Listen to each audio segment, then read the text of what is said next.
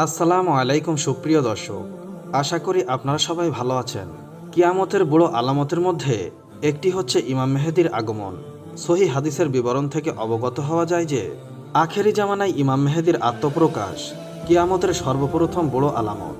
তিনি আগমন করে এই উম্মতের নেতৃত্ব দায়িত্বভার গ্রহণ করবেন, ইসলাম ধর্মকে সংস্কার করবেন এবং ইসলামী শরিয়াতের মাধ্যমে বিচার ফয়সালা করবেন। পৃথিবী হতে জুলুম নির্যাতন দূর করে ন্যায় ইনসাফ দ্বারা তা ভরে দিবেন। উম্মতে মোহাম্মদী তার আমলে বিরাট কল্যাণের ভেতরে থাকবে। ইমাম ইবনে কাসির রহমতুল্লাহ আলাইহি বলেন, তখন ফলফলাদিতে প্রচুর বরকত হবে, মানুষের সম্পদ বৃদ্ধি পাবে, ইসলাম বিজয়ী হবে, ইসলামের শত্রুরা পরাজিত হবে এবং সকল প্রকার কল্যাণ বিরাজ করবে। এবার আমরা আলোচনা করব ইমাম মেহেদীর পরিচয় সম্পর্কে। তার নাম হবে আমাদের নবী হজরত মুহাম্মদ সাল্লাল্লাহু আলাইহি ওয়াসাল্লামের নামের মতোই এবং তার পিতার নাম হবে আমাদের নবী হজরত মুহাম্মদ সাল্লাল্লাহু আলাইহি ওয়াসাল্লামের পিতার নামের মতোই। তিনি হবেন হাসান বিন আলী রাদিয়াল্লাহু আনহুর বংশ থেকে। ইবনে কাসির বলেন, তিনি হলেন মোহাম্মদ বিন আবদুল্লাহ আল ফাতেমি আল হাসানি। এবার জানা যাক ওনার আগমনের স্থান সম্পর্কে। তিনি পূর্বের কোনো একটি অঞ্চল থেকে প্রকাশিত হবেন, তবে পূর্ব দিক বলতে মদিনা মুনওয়ারা হতে পূর্বের দিক বোঝানো হয়েছে। নবী সাল্লাল্লাহু আলাইহি ওয়াসাল্লাম বলেন, তোমাদের গুপ্তধনের নিকট তিনজন লোক ঝগড়া করবে, প্রত্যেকেই হবে খলিফার পুত্র, কেউ তা দখল করতে পারবে না। তারপর পূর্ব দিক থেকে কালো পতাকাধারী একদল সৈনিক আসবেন, তারা ব্যাপক হত্যাকাণ্ড চালাবে। হাদিসে বর্ণনা করে বলেন, এরপর নবী সাল্লাল্লাহু আলাইহি ওয়াসাল্লাম এমন কিছু বিষয়ের কথা বর্ণনা করলেন যা আমি স্মরণ করতে পারিনি। তোমরা যখন তাদেরকে দেখতে পাবে তখন তাদের নেতার হাতে বায়াত করবে, যদিও সেখানে হামাগুড়ি দিয়ে যেতে হয় তবুও তার কাছে যাবে, কেননা তিনি হলেন আল্লাহর খলিফা মেহেদী। ইমাম ইবনে কাসির বলেন, উল্লিখিত হাদিসে যে ধনভাণ্ডারের কথা বলা হয়েছে তা হলো কাবাঘরের ধনভাণ্ডার। তিনজন খলিফার পুত্র তা দখল করার জন্য ঝগড়া করবে, কেউ তা দখল করতে পারবে না।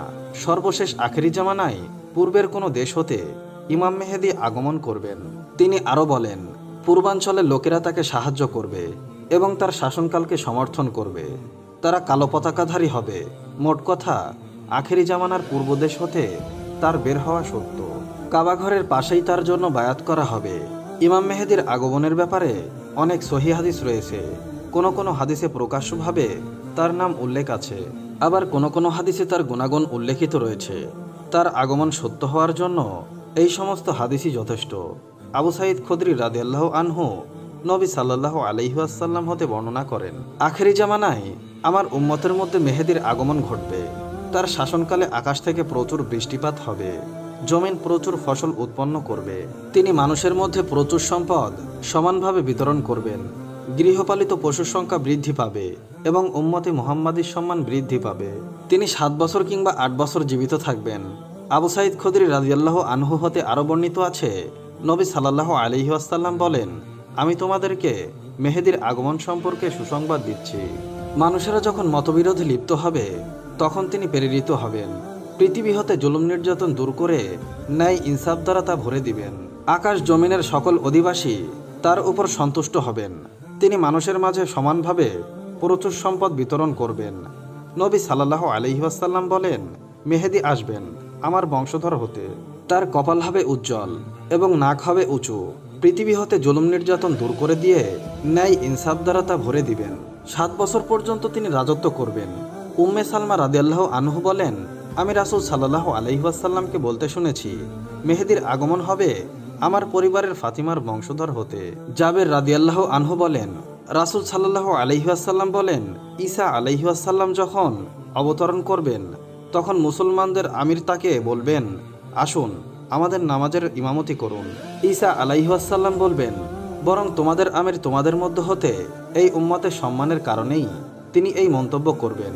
ইমাম ইবনুল কাইয়্যিম আল মালালুল মুমিন গ্রন্থে উল্লেখিত হাদিসটি বর্ণনা করেছেন যে আমিরের ইমামতিতে মুসলমানগণ নামাজ পড়বেন, তিনি তার নামও উল্লেখ করেছেন, আর তিনি হলেন মেহেদী।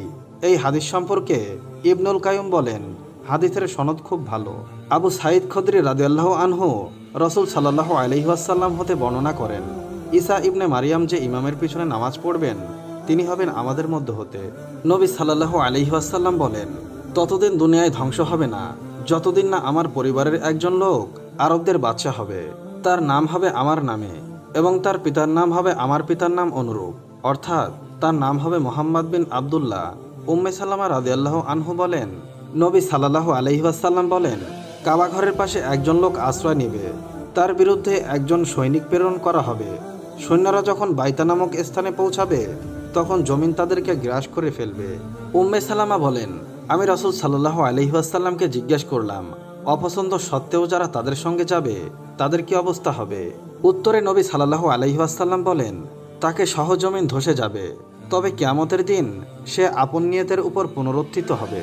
হাফসা রাদিয়াল্লাহু আনহু হতে বর্ণিত, রাসূল সাল্লাল্লাহু আলাইহি ওয়াসাল্লাম বলেন, অচিরেই এই ঘরের অর্থাৎ কাবা ঘরের পাশে একদল লোক আশ্রয় গ্রহণ করবে। শত্রুর সাথে মোকাবেলা করার মতো তাদের কোনো উল্লেখযোগ্য সৈনিক কিংবা অস্ত্রশস্ত্র বা প্রস্তুতি থাকবে না। তাদেরকে হত্যা করার জন্য একদল সৈনিক প্রেরণ করা হবে। সৈন্যরা যখন বাইতা নামক স্থানে পৌঁছাবে তখন জমিন তাদেরকে গ্রাস করে ফেলবে। আয়েশা রাদিয়াল্লাহু আনহা বলেন, একদা রাসূল সাল্লাল্লাহু আলাইহি ওয়াসাল্লাম ঘুমের ঘরে এলোমেলো কিছু কাজ করলেন। তখন আয়েশা রাদিয়াল্লাহু আনহা বলেন, জাগ্রত হলে আমরা তাকে বললাম, ঘুমের মধ্যে আপনি আজ এমন কিছু কাজ করেছিলেন যা অতীতে কোনোদিনই করেননি। তখন হযরত মুহাম্মদ সাল্লাল্লাহু আলাইহি ওয়াসাল্লাম বলেন, আমার উম্মতের একদল লোক কাবার পাশে আশ্রয় গ্রহণকারী কুরাইশ বংশের একজন লোকের বিরুদ্ধে যুদ্ধ করার উদ্দেশ্যে রওনা হবে। তারা যখন বাইতা নামক স্থানে পৌঁছাবে তখন তাদেরকে নিয়ে জমিন ধসে যাবে। আমরা বললাম, হে আল্লাহর রাসূল, তখন তো রাস্তায় বিভিন্ন ধরনের লোক থাকবে। তখন নবী সাল্লাল্লাহু আলাইহি ওয়াসাল্লাম বললেন, তাদের ভিতরে এমন লোক থাকবে যারা নিজেদেরকে গোমরাও জেনেও বের হবে, কাউকে বল প্রয়োগ করে আনা হবে এবং তাদের মধ্যে মুসাফির থাকবে। তারা সকলেই ধ্বংস হয়ে যাবে, তবে সকলেই আল্লাহ তাআলার নিয়তের উপর পুনরুত্থিত করবেন। তাদেরকে নিয়তির উপর পুনরুত্থিত করার অর্থ তাদের কেউ জান্নাতে যাবে আর কেউ জাহান্নামে প্রবেশ করবে। যারা নিজেদের ভ্রান্ত জেনেও উক্ত ইমামের পিছনে যুদ্ধ করতে বের হবে তারা জাহান্নামী হবে, আর যাদেরকে বাধ্য করে আনা হবে তাদের কোনো অপরাধ হবে না। তেমনিভাবে পথিক ও পার্শ্ববর্তী স্থানের লোকেরাও উক্ত ভূমিধস থেকে রেহাই পাবে না। কিন্তু সকল শ্রেণীর লোক নিজ নিজ আমল নিয়ে পুনরুত্থিত হবেন। উপরের 3টি হাদিস থেকে জানা গেল, যে লোকটি কাবার প্রান্তরে আশ্রয় গ্রহণ করবেন তিনি হবেন কুরাইশ বংশের অন্তর্ভুক্ত। তিনি আল্লাহর সাহায্য প্রাপ্ত হবেন এবং তাদের শত্রুদেরকে ভূমিধসের মাধ্যমে ধ্বংস করবেন। নবী মুহাম্মদ সাল্লাল্লাহু আলাইহি ওয়াসাল্লাম বলেন, সেদিন কেমন হবে তোমাদের অবস্থা, যেদিন তোমাদের মধ্যে ঈসা ইবনে মারিয়াম নেমে আসবেন এবং তোমাদের মধ্য হতে একজন ইমাম হবেন, অর্থাৎ তোমাদের সাথে জামাতে শরিক হয়ে ঈসা আলাইহি ওয়াসাল্লাম তোমাদের ইমামের পিছনে নামাজ আদায় করবেন। জাবের রাদিয়াল্লাহু আনহু বলেন, আমি রাসূল সাল্লাল্লাহু আলাইহি ওয়াসাল্লামকে বলতে শুনেছি, আমার উম্মতের একটি দল হকের উপর বিজয় থেকে কিয়ামত পর্যন্ত লড়াই করতে থাকবে। অতঃপর ঈসা ইবনে মারিয়াম অবতরণ করবেন। তাকে দেখে মুসলমানদের আমির বলবেন, আসুন আমাদেরকে নিয়ে নামাজের ইমামতি করুন। তখন ঈসা আলাইহি ওয়াসাল্লাম বলবেন, না, বরং তোমাদের আমির তোমাদের মধ্য হতে এই উম্মতের সম্মানের কারণে তিনি এই মন্তব্য করবেন। নবী সাল্লাল্লাহু আলাইহি ওয়াসাল্লাম বলেন, আখেরি জামানায় আমার উম্মতের মধ্যে একজন খলিফা হবেন, যিনি মানুষের মধ্যে মুক্ত হস্তে অগণিতভাবে ধন সম্পদ বিতরণ করবেন। এবার আমরা আলোচনা করব মেহেদী আগমনের ব্যাপারে। কতিপয় বিজ্ঞ আলেম এর বক্তব্য। হাফেজ আবুল হাসান আল আমেরি রহমতুল্লাহ আলাইহি বলেন, মেহেদী সম্পর্কিত হাদিসগুলো নবী সাল্লাল্লাহু আলাইহি ওয়াসাল্লাম থেকে মুতাওয়াতির হিসাবে বর্ণিত হয়েছে। তিনি আহলে বাইত তথা নবী সাল্লাল্লাহু আলাইহি ওয়াসাল্লামের বংশধরের অন্তর্ভুক্ত হবেন। 7 বছর রাজত্ব করবেন। তার রাজত্বকালে পৃথিবীর ন্যায় ইনসাফে পরিপূর্ণ হয়ে যাবে। তার রাজত্বকালে ঈসা ইবনে মরিয়াম আগমন করে দাজ্জালকে হত্যা করবে। ঈসা আলাইহি ওয়াসাল্লাম তার পিছনে নামাজ পড়বেন। ইমাম শাওকানি রহমতুল্লাহ আলাইহি বলেন, যতদূর জানা যায় মেহেদীর ব্যাপারে 50টি মুতাওয়াতির হাদিস বর্ণিত হয়েছে। তার মধ্যে রয়েছে সহিহ, হাসান ও সামান্য ত্রুটি বিশিষ্ট হাদিস, যা অন্য সূত্রে বর্ণিত হওয়ার কারণে ত্রুটিমুক্ত হয়ে গেছে। সুতরাং বিনা সন্দেহে হাদিসগুলো মুতাওয়াতির। শায়খ আব্দুল আজিজ বিন বাজ রহমতুল্লাহ আলাইহি বলেন, মেহেদীর বিষয়টি অতি সুস্পষ্ট। এ ব্যাপারে হাদিসগুলো মুতাওয়াতি সূত্রে বর্ণিত। তার আগমন সত্য। তিনি হলেন মুহাম্মদ বিন আবদুল্লাহ আল হাসানি আল ফাতেমি। আখেরি জামানায় তিনি আগমন করে সত্য ও ন্যায় প্রতিষ্ঠা করবেন, অন্যায় অবিচার প্রতিহত করবেন। তার মাধ্যমে আল্লাহ সত্য ও কল্যাণের ঝান্ডা বুলন্দ করবেন।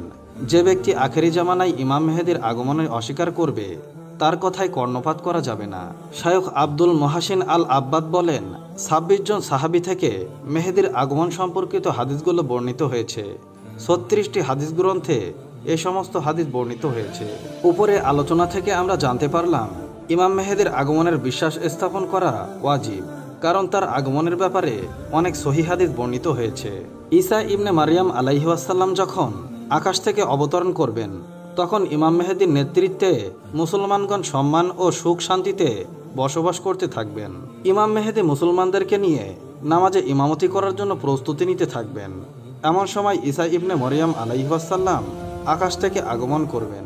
তখন ইমাম মেহেদি ঈসা আলাইহি ওয়াসাল্লামকে দেখে বলবেন, সামনে অগ্রসর হন এবং আমাদের ইমামতি করুন।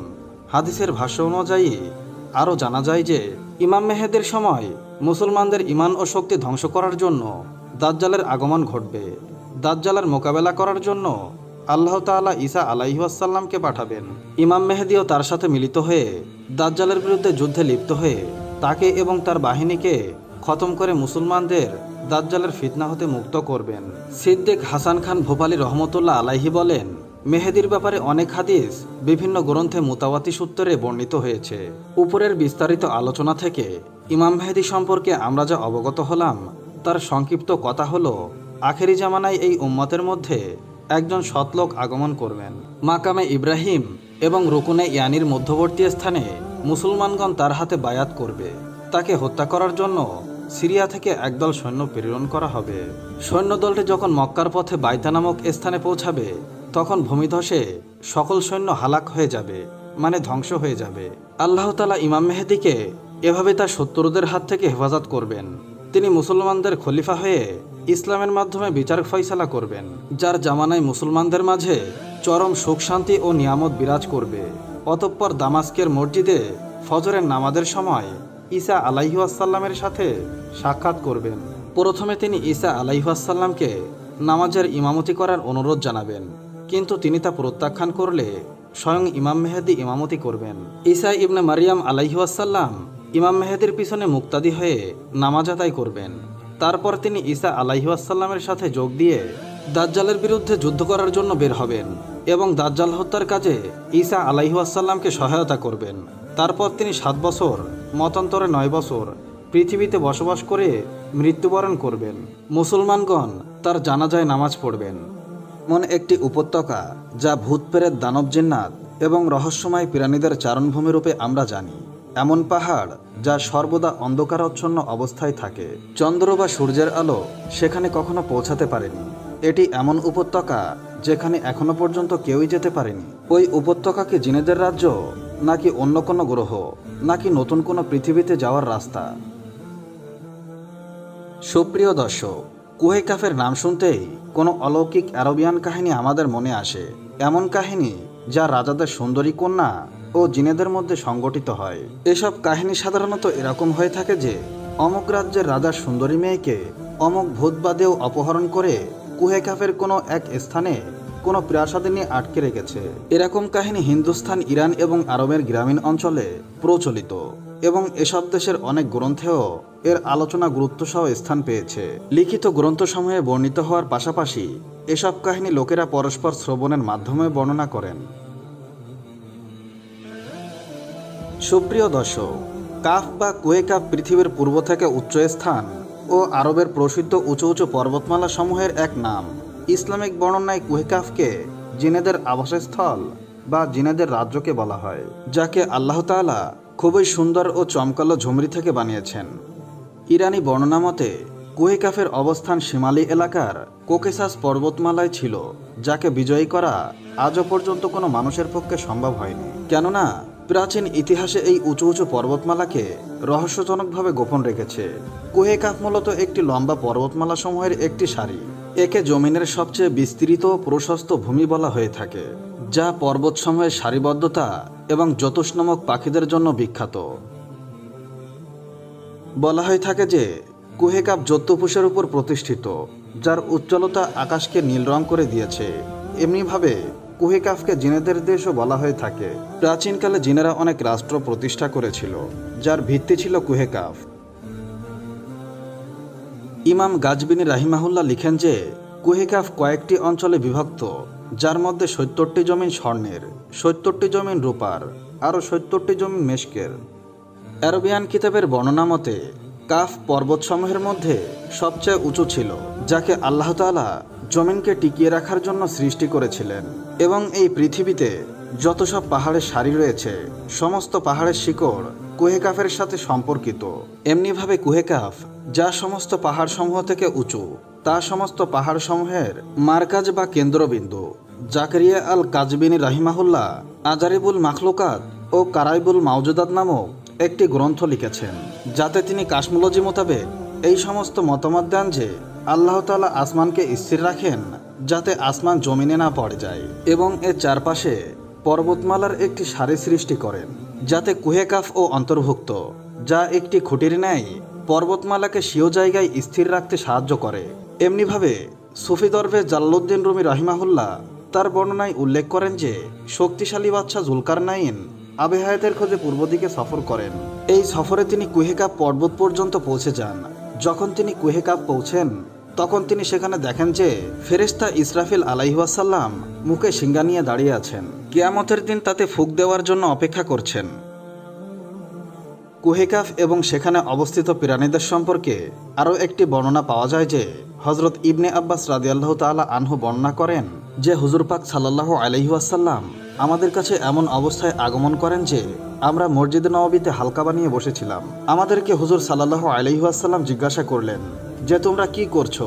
আমরা বললাম, আমরা সূর্য সম্পর্কে চিন্তা করছিলাম যে সূর্য কিভাবে উদয় হয় এবং কিভাবে অস্ত যায়। নবী করিম সাল্লাল্লাহু আলাইহি ওয়াসাল্লাম বললেন, তোমরা ভালোই করছো, এরকমভাবে আল্লাহর মাখলুকাত সম্পর্কে চিন্তা গবেষণা করো, কিন্তু আল্লাহকে নিয়ে চিন্তা করো না, কেননা আল্লাহ তাআলা যে কারোর জন্য যে কোনো জিনিস সৃষ্টি করেন। তোমরা এটা অনুমান করো যে কুহে কাফের পূর্বে 7টি সমুদ্র রয়েছে, আর একটি সমুদ্র 500 বছর সফর করার মতো লম্বা রাস্তা, এবং এই সমুদ্র সমূহের পূর্বে 7টি জমিনও রয়েছে, যার আলোসমূহ তার বাসিন্দাদের জন্য অবিরত চমকায়। ওই কুহে কাফের সামনে 70,000 মাখলুকাত রয়েছে, যারা সর্বদাই উড়ে বেড়ায়, এবং সেগুলোকে পাখিদের আকৃতিতেই সৃষ্টি করা হয়েছে। এসব প্রাণী এবং তাদের বাচ্চা জন্ম হতেই বাতাসে উড়তে থাকে। এসব প্রাণী তাদের দায়িত্বের ব্যাপারে এক চুলো পরিমাণ অবহেলা করে না। তাদের খাবারও বাতাস, তাদের পানীয় বাতাস, এমনকি তাদের পরিধানের পোশাকও বাতাস, তাদের সমস্ত প্রয়োজনীয় বস্তুও বাতাস। তারা জানেন আল্লাহ তাআলা হযরত আদম আলাইহিসসালামকে সৃষ্টি করেছেন, এবং না তারা শয়তান ইবলিশকেও জানে, আর না তারা ইবলিশের সন্তানদেরকেও জানে। অর্থাৎ তাদের এই পৃথিবী সম্পর্কে কোনো জ্ঞান নেই। আল্লাহ তাআলা কুহে কাফকে পৃথিবীর চারপাশে সৃষ্টি করেছেন। এই গোটা পৃথিবী কুহে কাফের মধ্যখানে এমনভাবে প্রতিষ্ঠিত যেখানে একটি আংটির মধ্যখানে আঙ্গুল বিদ্যমান, এবং কোনো মানুষ সেখানে পৌঁছাতে পারে না, কেননা সেখানে পৌঁছাতে হলে 4 মাস পর্যন্ত অন্ধকারে পথ চলতে হবে। এটা ওই পাহাড়ি এলাকা যেখানে কোনো সূর্যও নেই, কোনো চন্দ্রও নেই। এমনকি ওই লোকেরা চন্দ্র সূর্য সম্পর্কে এটাও জানে না যে আল্লাহ তাআলা চন্দ্র সূর্য বানিয়েছেন, বরং যে আলো তারা পেয়ে থাকে তা কুহে কাফ পাহাড়ের আলো। এবং সেখানে বসবাসরত মানুষরা লতাপাতা খেয়ে থাকে, এবং তাদের শরীরে কোনো কাপড় থাকে না। সাহাবায়ে কেরাম রাদিয়াল্লাহু আনহু জিজ্ঞাসা করেন, ইয়া রাসূলুল্লাহ, ওই সকল মানুষ কি ফেরেশতা? রাসূল সাল্লাল্লাহু আলাইহি ওয়াসাল্লাম বলেন, না, ওই সকল মানুষ ফেরেশতা নয়, কিন্তু আল্লাহ তাআলার হুকুম মানার ক্ষেত্রে তারা ফেরেশতাদের মতোই।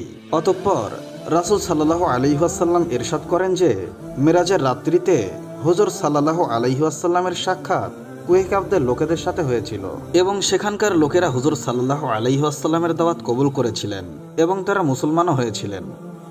সুফিয়ান ইকরামের মতে কুহে কাফ এই পৃথিবীতে অবস্থিত কোনো পাহাড় বা বিশাল পর্বতমালা নয়, বরং কুহে কাফ দ্বারা উদ্দেশ্য হল আরব মিশরে অবস্থিত ওই পর্বতমালার সারি, যা কঠিন মাসোহারার মাধ্যমে আউলাই একরামের কাশফে এসে থাকে।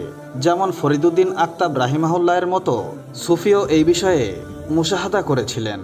তরিকতে কুহে কাফকে শহরের একটি স্তর এবং মুরিদের একটি তাত্ত্বিক অবস্থাকে মনে করা হয়, যাকে পেয়ে বান্দা ফানাফানিয়ার দরজায় পৌঁছে যায়।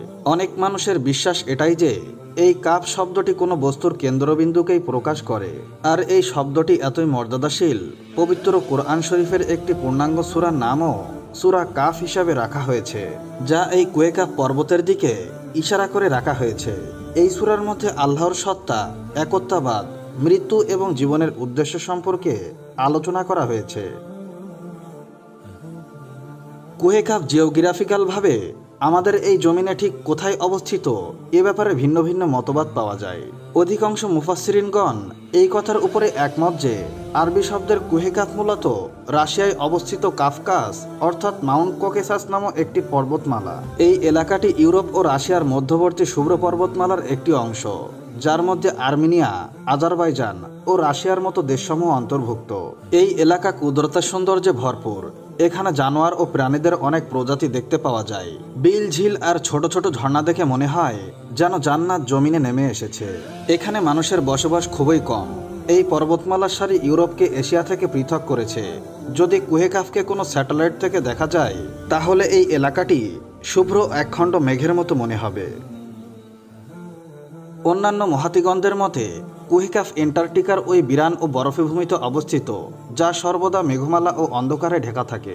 অথচ কিছু মানুষ প্রাচীনকালের আটলান্টিককে কুহে কাফ মনে করেন, যা কোনো বিরাট আযাবের কারণে ধ্বংস হয়ে গিয়েছিল।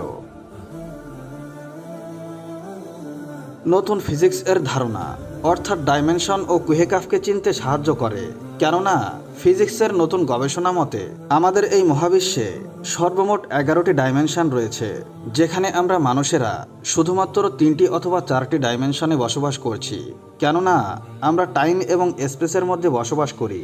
অন্য আরও 6টি ডাইমেনশনে আরও কত তারকা, গ্রহরাজি ও পৃথিবী রয়েছে এর প্রকৃত জ্ঞান কেবল আল্লাহ তাআলাই ভালো জানেন। মুহাদ্দিসিনদের মতে আরওয়াহে দুনিয়া, আলমে বারজাস এবং জান্নাত ও জাহান্নাম ওই ডাইমেনশনে অবস্থিত, যাতে মানুষ মৃত্যুর পরেই প্রবেশ করে। এটা সম্ভব যে কুহে কাফ ওই ডাইমেনশনগুলোর কোনো একটি ডাইমেনশনের মধ্যে রয়েছে, যেখানে মানবজাতির প্রবেশ সম্পূর্ণ অসম্ভব। 600 ডানা বিশিষ্ট আল্লাহর একজন শক্তিশালী ফেরেশতা, যিনি একাই প্রায় 1,24,000 নবীর কাছে আল্লাহর বাণী পৌঁছে সমস্ত নবীর শিক্ষক এবং সাহায্যকারী হয়েছিলেন। আল্লাহর ফেরেশতা জিব্রাইল আলাইহিস সালামের ইতিহাস কি? তিনি কেন মিরাজের রজনীতে সিদরাতুল মুনতাহায় গিয়ে থেমে গিয়েছিলেন? সুপ্রিয় দর্শক, এই ভিডিওতে আমরা ফেরেশতা জিব্রাইল আলাইহিস সালাম সম্পর্কে এমন আশ্চর্য কিছু তথ্য উপস্থাপন করব যা আপনি এর আগে কখনো শোনেননি। সুপ্রিয় দর্শক, একজন মুসলিম হিসাবে ফেরেশতাদেরকে বিশ্বাস করা আমাদের ঈমানেরই অংশ। তাই প্রতিটি মুসলমান আল্লাহ তাআলাকে, ফেরেশতাদেরকে, সমস্ত আসমানি কিতাবগুলোকে, সমস্ত নবীগণ এবং বিচার দিবসকে বিশ্বাস করে এবং মৃত্যুর পর পুনরায় জীবিত হওয়ার উপরও বিশ্বাস রাখে। সুপ্রিয় দর্শক, ফেরেশতারা জান্নাতে বসবাসকারী আল্লাহ নির্বাচিত এবং নিয়ামতপ্রাপ্ত সৃষ্টি। তারা পাপ থেকে সম্পূর্ণ মুক্ত এবং নির্দোষ। তাদের সৃষ্টি মানবজাতির সৃষ্টির আরও বহু আগেই হয়েছে। আল্লাহ তাআলা তাদের নূর দ্বারা সৃষ্টি করেছেন। নবীদের কাছে আল্লাহর বাণী পৌঁছে দেয়া ফেরেশতাদের অন্যতম দায়িত্ব। এছাড়াও আল্লাহ তাআলার পক্ষ থেকে বিভিন্ন দায়িত্ব পালন করেন ফেরেশতারা। ফেরেশতাদের মধ্য থেকে 4 জন বিখ্যাত ফেরেশতা রয়েছেন, যাদের নাম হলো জিব্রাইল, মিকাইল, ইসরাফিল এবং মালাকুল মউত আজরাইল। এসব ফেরেশতাদের মধ্যে হযরত জিব্রাইল আলাইহিস সালাম সমস্ত ফেরেশতাদের প্রধান। বর্ণনা অনুযায়ী ফেরেশতাদের মধ্যে মোট 12টি বিভাগ রয়েছে। প্রতিটি বিভাগে ফেরেশতাদের সংখ্যা পৃথিবীর সমস্ত ধুলাবালির সমপরিমাণ। সুবহানাল্লাহ। বর্ণনায় পাওয়া যায় আল্লাহর আরশে প্রায় 6 লক্ষ পর্দা রয়েছে, যে পর্দাগুলোর আশেপাশে ফেরেশতারা চলাফেরা করে। প্রতিটি পর্দার চারপাশে পানির ফোঁটার মতো ফেরেশতা রয়েছে, তাই তাদের সঠিক সংখ্যা একমাত্র মহান আল্লাহ তাআলাই ভালো জানেন। সুপ্রিয় দর্শক, আল্লাহর দরবারে বেশি নৈকট্য অর্জন করেছেন হযরত জিব্রাইল আলাইহিস সালাম। জিব্রাইল নামটির আরবি অর্থ হলো আব্দুল্লাহ, যার অর্থ হলো আল্লাহর বান্দা। অনুরূপভাবে মিকাইল মানে উবাইদুল্লাহ এবং ইসরাফিল মানে আব্দুর রহমান। আসলে এই যে শব্দের সাথে যুক্ত প্রতিটি নামের অর্থই হলো আল্লাহর ইবাদতকারী। পবিত্র কুরআনে জিব্রাইল আলাইহিস সালামের নাম 3টি স্থানে উল্লেখ করা হয়েছে, যেখানে তাকে রুহুল কুদুস এবং রুহুল আমিন নামে অভিহিত করা হয়েছে। জিব্রাইল আলাইহিস সালাম যখন অস্তিত্বে আসেন তখনই তিনি সিজদায় পড়ে যান এবং এই সিজদা প্রায় 30,000 বছর দীর্ঘ হয়েছিল। জিব্রাইল আলাইহিস সালাম যখন সিজদা থেকে মাথা তুললেন তখন আল্লাহ তাআলা বললেন, আমি তোমাকে বিশেষ নূর থেকে সৃষ্টি করেছি এবং তোমাকে সমস্ত কামনা বাসনা থেকে মুক্ত রেখেছি। মানসিক অসুস্থতা, শারীরিক রোগ এবং ভরণ পোষণের সন্ধান ইত্যাদি তোমাকে বিভ্রান্ত করতে বা বিপদে নিয়ে যেতে পারবে না। হযরত জিব্রাইল আলাইহিসসালামের পবিত্রতা এমনভাবে সাজানো হয়েছিল যে জান্নাতে একটি পুকুর রয়েছে, সেখানে হযরত জিব্রাইল আলাইহিসসালাম প্রবেশ করেন এবং তাতে ডুব দিয়ে বেরিয়ে আসেন। অতঃপর তার ডানা ঝাড়তে থাকেন। ডুব দেওয়ার পর তার ডানা থেকে যত ফোঁটা পানি পড়ে, আল্লাহ তাআলা প্রতিটি ফোঁটা থেকে একজন করে ফেরেশতা সৃষ্টি করেন। হযরত জিব্রাইল আলাইহিসসালামের 600 ডানা রয়েছে। যদি তিনি একটি ডানা ছড়িয়ে আকাশের প্রান্তে লুকান, তাহলে সমস্ত আসমানকে ঢেকে দেয়। আল্লাহ তাআলা যখন হযরত আদম আলাইহিসসালামকে সৃষ্টি করতে চাইলেন, তখন তিনি জিব্রাইল আলাইহিসসালামকে পৃথিবী থেকে মাটি নিয়ে আসতে নির্দেশ দিলেন, যাতে তা থেকে আদম আলাইহিসসালামকে সৃষ্টি করা যায়। তাই হযরত আদম আলাইহিসসালামকে যখন সৃষ্টি করা হয়, তখন আল্লাহ তাআলা ফেরেশতাদেরকে তার সামনে সিজদা করার নির্দেশ দেন।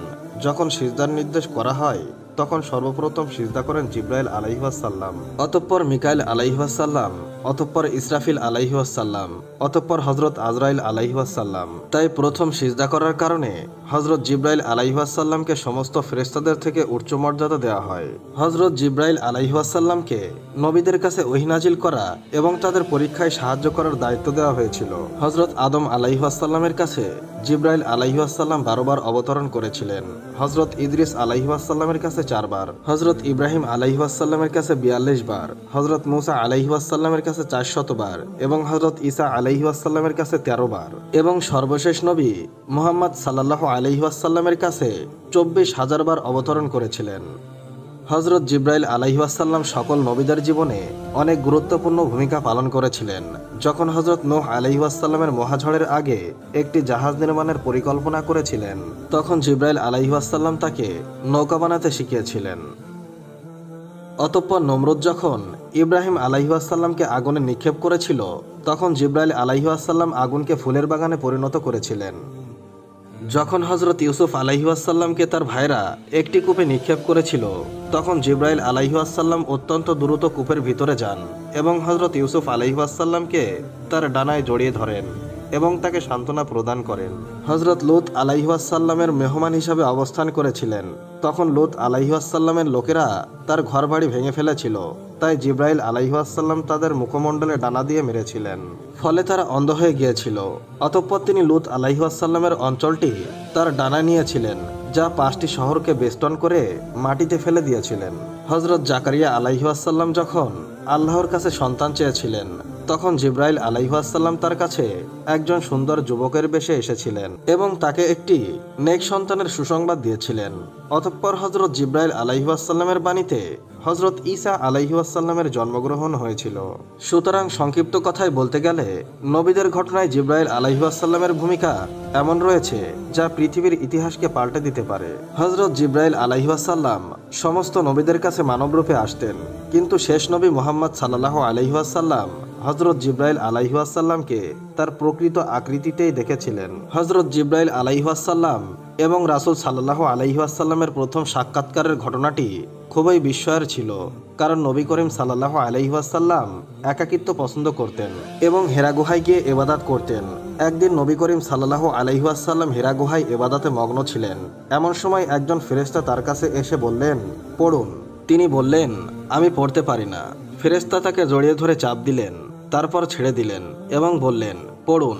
নবী করিম সাল্লাল্লাহু আলাইহিসসালাম বললেন, আমি তো পড়তে পারি না। অতঃপর ফেরেশতা তাকে আবারও চাপ দিয়ে ছেড়ে দিলেন এবং বললেন, পড়ুন আপনার প্রভুর নামে, যিনি মানুষকে সৃষ্টি করেছেন। অতঃপর নবী করিম সাল্লাল্লাহু আলাইহিসসালাম ঘরে ফিরে আসার পর তার হৃদয় কাঁপছিল। তিনি তার স্ত্রী খাদিজার কাছে এসে তাকে কম্বল দিয়ে ঢেকে দিতে বললেন, তাই তিনি তাকে কম্বল দিয়ে ঢেকে দিলেন। অতঃপর খাদিজা রাদিয়াল্লাহু তাআলা আনহা তাকে তার চাচাতো ভাই ওরাকা বিন নওফলের কাছে নিয়ে যান, যিনি মক্কাবাসীর শিরিক ও মূর্তি পূজার প্রতি বিরক্ত হয়ে খ্রিস্টান হয়ে গিয়েছিলেন। তিনি হোলি বাইবেল বিব্রতকে আরবি ভাষায় অনুবাদ করেছিলেন। অত্যন্ত বৃদ্ধ এবং অন্ধ হয়ে গিয়েছিলেন। নবী করিম সাল্লাল্লাহু আলাইহিসসালামের স্ত্রী খাদিজা রাদিয়াল্লাহু তাআলা আনহা তাকে বললেন, ভাই আপনার ভাগ্নের কথা শুনুন। ওরাকা বিন নাওফেল বললেন, আপনি কি দেখেছেন বলুন। অতঃপর নবী করিম সাল্লাল্লাহু আলাইহিসসালাম হেরা গুহার সম্পূর্ণ ঘটনা বর্ণনা করলেন। এসব কথা শুনে ওরাকা বিন নাওফেল বললেন, এটি সেই ফেরেশতা যাকে আল্লাহ তাআলা হযরত মুসা আলাইহিসসালামের কাছে পাঠিয়েছিলেন। অতঃপর ওরাকা বিন আরো বললেন, আমি তোমার নবুয়তের ঘোষণার সময় সুস্থ ও তরুণ থাকতে চাই। তোমার লোকেরা তোমাকে মক্কা থেকে বের করে দেওয়ার সময় পর্যন্ত আমি বেঁচে থাকতে চাই। এই কথা শুনে নবী করিম সাল্লাল্লাহু আলাইহি ওয়াসাল্লাম বললেন, মক্কাবাসী কি আমাকে মক্কা থেকে বের করে দেবে? ওরাকা বিন নাওফেল বললেন, হ্যাঁ, যারা তোমার মতো নবুয়ত নিয়ে এসেছিল মানুষ তার সাথে শত্রুতা করেছে। তোমার কাছে যিনি এসেছিলেন তিনি ছিলেন ফেরেশতা জিবরাইল আলাইহিস সালাম। সুপ্রিয় দর্শক, জিবরাইল আলাইহিস সালাম সর্বদা নবী মুহাম্মদ সাল্লাল্লাহু আলাইহি ওয়াসাল্লামকে সমর্থক করেছেন এবং সাহায্য করেছেন। চাই তা নবীজের হিজরত হোক বা বদর যুদ্ধ হোক বা মিরাজ সফর হোক বা অন্য কিছু হোক, হযরত জিবরাইল আলাইহিস সালাম সর্বদা নবীজি সাল্লাল্লাহু আলাইহি ওয়াসাল্লামকে সমর্থন করতেন। হযরত জিবরাইল আলাইহিস সালাম প্রায় সময় সুন্দর যুবক দাহিয়া কালবির রূপে নবী করিম সাল্লাল্লাহু আলাইহি ওয়াসাল্লামের কাছে আসতেন এবং আল্লাহর বাণী পৌঁছে দিতেন। একবার রাসূল সাল্লাল্লাহু আলাইহি ওয়াসাল্লাম হযরত জিবরাইল আলাইহিস সালামকে বললেন, আমি তোমাকে তোমার আসল রূপে দেখতে চাই। তখন হযরত জিবরাইল আলাইহিস সালাম নির্দিষ্ট তারিখে বাকি তারকাত নামক কবরস্থানে তার সাথে দেখা করতে বললেন। অতঃপর সেদিন যখন তিনি সেখানে গিয়েছিলেন তখন জিবরাইল আলাইহিস সালাম তার 600 ডানার মধ্যে একটি ডানা ছড়িয়ে দিয়েছিলেন, যা আকাশের দিগন্তকে পূর্ণ করে দিয়েছিল, যার কারণে আকাশের কিছুই দেখা যাচ্ছিল না। এক বর্ণনায় এসেছে, একবার রাসূল সাল্লাল্লাহু আলাইহি ওয়াসাল্লাম জিজ্ঞাসা করলেন, হে জিবরাইল, আমাকে বলুন আপনার বয়স কত? হযরত জিবরাইল আলাইহিস সালাম উত্তর দিলেন, হে আল্লাহর রাসূল, আমি আমার সঠিক বয়স জানি না, কিন্তু আমার মনে আছে সমগ্র মহাবিশ্ব সৃষ্টির আগে আল্লাহর হিজাবের চতুর্থ পর্দায় একটি নক্ষত্র জ্বলে উঠত, আর সেই নক্ষত্রটি ৭০,০০০ বছর পর একবার জ্বলত, এবং আমি আমার জীবনে সেই তারকাটিকে ৭২,০০০ বার দেখেছি। অতঃপর নবী করিম সাল্লাল্লাহু আলাইহি ওয়াসাল্লাম জিবরাইলকে বললেন, আমার রবের ইজ্জতের কসম, আমি ছিলাম সেই তারকা। এই বর্ণনাটি আলী বিন বোরহান হালাবি রাহিমাহুল্লাহ তার সিরাতে হালাবিয়া নামক গ্রন্থে বর্ণনা করেছেন, কিন্তু এই বর্ণনাটি কোনো ধারাবাহিকতা নেই, তাই অধিকাংশ আলেম এই বর্ণনাটিকে বানোয়াট বলে মনে করেন। সুপ্রিয় দর্শক, আল্লাহ তাআলা হযরত জিবরাইল আলাইহিস সালামকে অতুলনীয় গুণাবলী এবং অসীম শক্তি ও ক্ষমতা দিয়েছিলেন। আরবের দুটি বিখ্যাত মূর্তি যাদেরকে সাফা ও মারোয়া পাহাড়ে পূজা করা হতো, এগুলো এমন মূর্তি ছিল যা কোনো মানুষ নিজের হাতে খোদাই করেনি, বরং তারা প্রকৃতই মানুষ ছিল। তারা কাবার ভিতর কি এমন অপরাধ করেছিল যার কারণে আল্লাহ তাআলা তাদেরকে এমন ভয়াবহ শাস্তি দিয়েছিলেন, যা মানবজাতির জন্য শিক্ষার নিদর্শন হয়ে উঠেছে।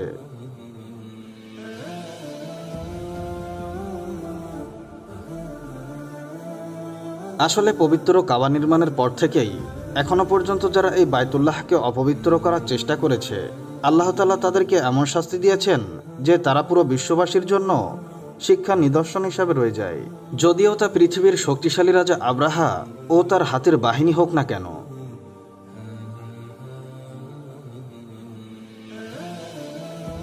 এছাড়াও ইতিহাসে এমন অনেক ঘটনা রয়েছে যে যারা পবিত্র কাবাকে অপবিত্র করেছে, আল্লাহ তাআলা তাদেরকে যন্ত্রণাদায়ক শাস্তি দিয়ে ধ্বংস করেছেন। তাদের মধ্য থেকে ইসাফ ও নাইলা অন্যতম উদাহরণ। সুপ্রিয় দর্শক, ইসাফ বিন ইয়ালা এবং নাইলা বিনতে জায়েব আসলে বনি জুরহাম গোত্রের একজন পুরুষ এবং একজন নারী ছিল। নাইলা ছিল অত্যন্ত সুন্দরী নারী। সে ইয়েমেনের একটি এলাকায় তার গোত্রের সাথে বসবাস করত। এই সুন্দরী নারী বনি জুরহাম গোত্রে তার সৌন্দর্য প্রদর্শন করত এবং সে অশ্লীল পোশাক পরে ঘর থেকে বের হতো, এবং গোত্রের সমস্ত যুবকেরা তার পিছু পিছু ঘুরত এবং তার সাথে সবাই সম্পর্ক করতে চাইত। সেই যুবকদের মধ্যে তেহারা গোত্রের নেতার এক ছেলে ছিল যার নাম ছিল ইসাফ বিন ইয়ালা।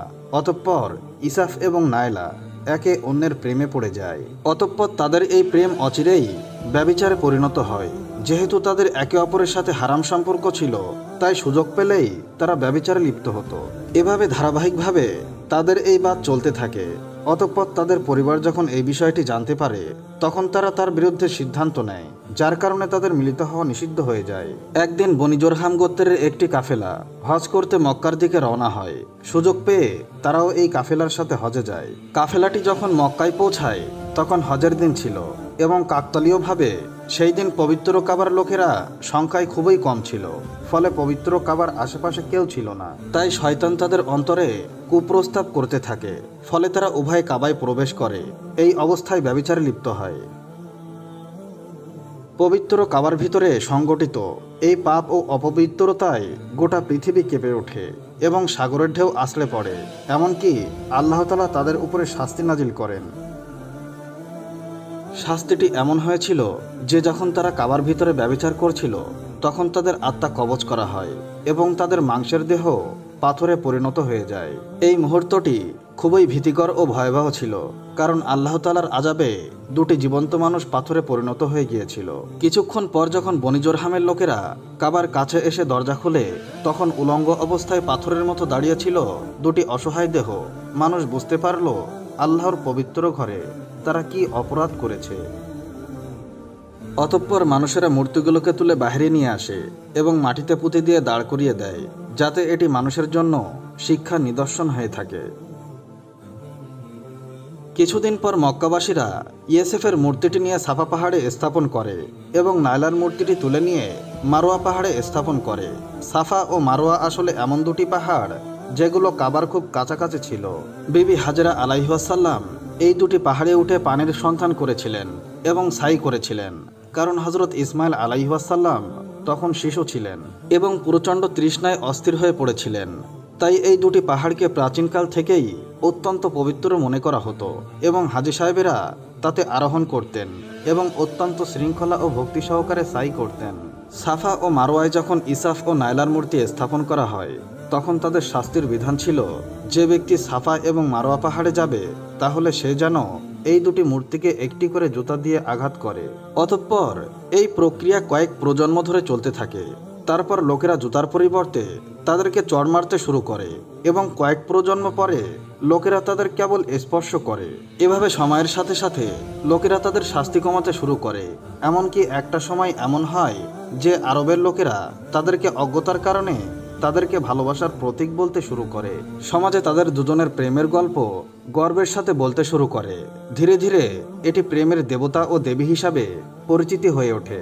পঞ্চম শতাব্দী পর্যন্ত এইগুলো ইসাফ ও নাইলার মূর্তি হিসাবে বিবেচিত ছিল এবং এই মূর্তিগুলো আরবদের ওই প্রধান মূর্তিগুলোর মধ্যে অন্যতম ছিল, যাদের সামনে লোকেরা সিজদা করত এবং কুরবানি করত।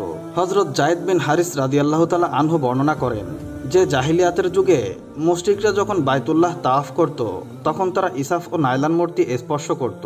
তিনি বলেন, আমি একবার নবী মুহাম্মদ সাল্লাল্লাহু আলাইহি ওয়াসাল্লামের সাথে পবিত্র কাবা তাওয়াফ করছিলাম। অতঃপর আমি যখন এই মূর্তিগুলোর পাশ দিয়ে যাচ্ছিলাম তখন আমি সেগুলো স্পর্শ করলাম। এতে রাসূল সাল্লাল্লাহু আলাইহি ওয়াসাল্লাম আমাকে এসব মূর্তি স্পর্শ করতে নিষেধ করেন। তখন আমি মনে মনে বললাম, একবার দেখি তাদেরকে স্পর্শ করলে কি হয়। অতঃপর আমি এই মূর্তিগুলো আবারও স্পর্শ করলাম। তখন রাসূল সাল্লাল্লাহু আলাইহি ওয়াসাল্লাম বললেন, হে যায়েদ, আমি কি তোমাকে স্পর্শ করতে নিষেধ করিনি? হযরত যায়েদ রাদিয়াল্লাহু তাআলা আনহু বলেন, আল্লাহর কসম, এরপর থেকে আমি কোনো মূর্তি স্পর্শ করিনি এবং আমি শপথ করে বলছি যে নবী করিম সাল্লাল্লাহু আলাইহি ওয়াসাল্লামও কোনোদিন মূর্তি স্পর্শ করেননি। এমনকি আল্লাহ তাআলা তাকে নবুয়ত দান করেন এবং তার উপরে ওহী নাজিল করতে শুরু করেন। সুপ্রিয় দর্শক, জাহেলিয়াতের অন্ধকারে নিমজ্জিত মরুভূমিতে একদিন হেদায়েতের এমন সূর্য উদিত হয়েছিল যা সমগ্র আরবকে আলোকিত করেছিল, কারণ মহানবী সাল্লাল্লাহু আলাইহি ওয়াসাল্লাম নবুয়তের মর্যাদা লাভ করেছিলেন। অতঃপর নবী করিম সাল্লাল্লাহু আলাইহি ওয়াসাল্লাম দাওয়াতের কাজ শুরু করেন। দশম হিজরিতে যখন আল্লাহ তাআলা আরবে ইসলামকে প্রাধান্য দেন এবং মুহাম্মদ সাল্লাল্লাহু আলাইহি ওয়াসাল্লাম মক্কানগর জয় করেন, তখন তিনি হারাম শরীফে প্রবেশ করেন এবং তার ভাই আলী রাদিয়াল্লাহু তাআলা আনহুকে সাথে নিয়ে ছোট বড় সমস্ত মূর্তি ভেঙে ফেলেন। তিনি মূর্তিগুলো ভাঙতেন আর বলতেন, সত্য এসেছে, মিথ্যা বিলুপ্ত হয়েছে, প্রকৃতপক্ষে মিথ্যা বিলুপ্ত হতেই হবে। ফলে কাবা শরীফ সমস্ত মূর্তি থেকে পবিত্র হয়ে যায়।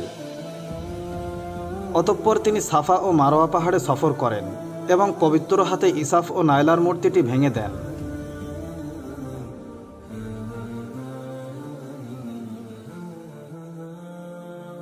সুপ্রিয় দর্শক, ইসাফ ও নাইলার এই মূর্তি সাফা ও মারোয়া পাহাড়ের মানুষেরা শাস্তির উদাহরণস্বরূপ রেখেছিল, কিন্তু শয়তান তাদেরকে এমনভাবে পথভ্রষ্ট করেছিল যে তারা তাদের পূজা করতে শুরু করেছিল। শুধু তাই নয়, যারা কাবার ভেতরে ব্যভিচারের মতো জঘন্য অপরাধে সংগঠিত করেছিল, লোকেরা এই অপরাধকে গর্বের সাথে বর্ণনা করতে শুরু করেছিল।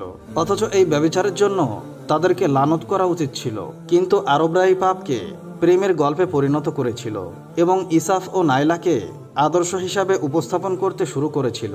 ঠিক তেমনিভাবে আজকের যুগেও এই অবস্থা, অর্থাৎ আমাদের সমাজেও কোনো ব্যক্তি কোনো গুরুতর অপরাধ করলে মানুষ তাকে বীরের মতো আদর্শ হিসাবে উপস্থাপন করে। চীন তার স্বাধীনতা উদারনীতির নামে সব ধরনের দুষ্টুমি ও অপকর্মকে মহিমান্বিত ও সমর্থন করে বেড়ায়।